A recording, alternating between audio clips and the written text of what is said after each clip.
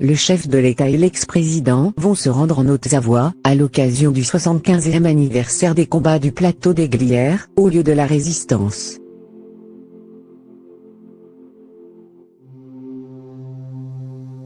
Ils voyageront ensemble.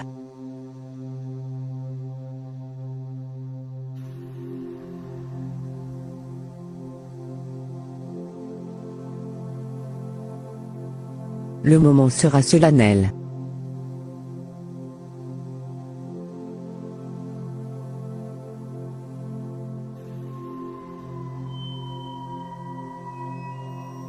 Emmanuel Macron et Nicolas Sarkozy se rendront ensemble en Haute-Savoie, dimanche, sur le plateau des Glières, au lieu de la résistance à l'occupation allemande.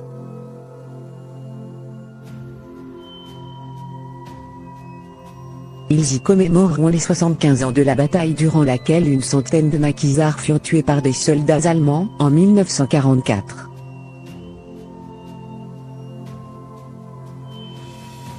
Les deux hommes, qui voyageront ensemble comme l'a indiqué l'Élysée au Figaro confirmant une information de LC Hiller, rendront hommage dimanche matin,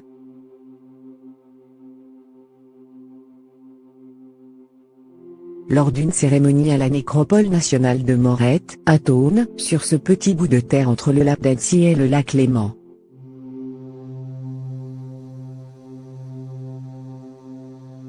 Emmanuel Macron y prononcera un discours et déposera une gerbe pour saluer leur mémoire.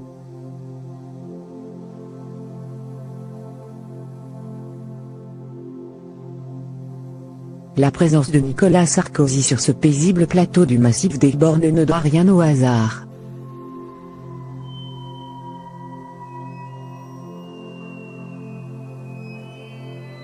Pendant la campagne présidentielle de 2007, le candidat UMP de l'époque avait promis de revenir tous les ans.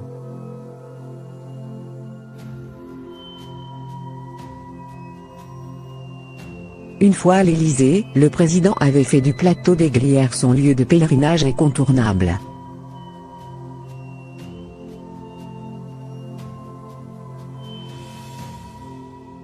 Il y louait chaque année l'esprit de résistance.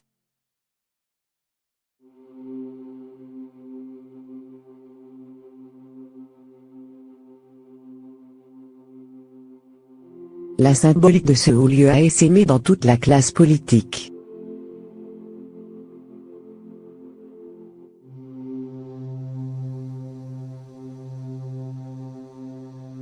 Même Jean-Luc Mélenchon, pendant la campagne de 2012, avait évoqué le plateau des Glières comme lieu d'un éventuel premier déplacement présidentiel aux allures de symbole.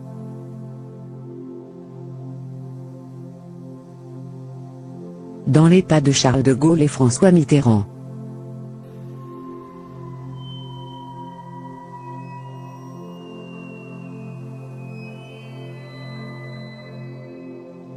Emmanuel Macron se rendra ensuite au monument à la Résistance, érigé en 1973, avant de déjeuner avec les élus.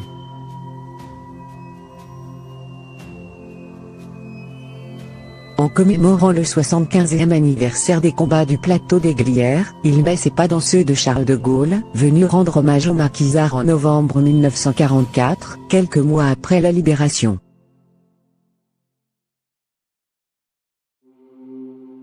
Et de François Mitterrand, qui avait salué leur mémoire en avril 1994.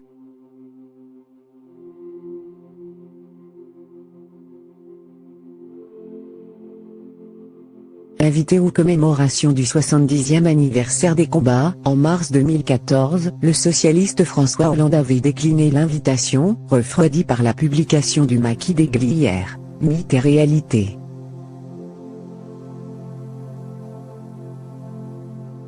Un ouvrage de l'historien Claude Barbier, coédité par le ministère de la Défense, qui ne conteste pas le drame des Glières mais décrit une version moins héroïque que celle qui est présentée depuis la libération.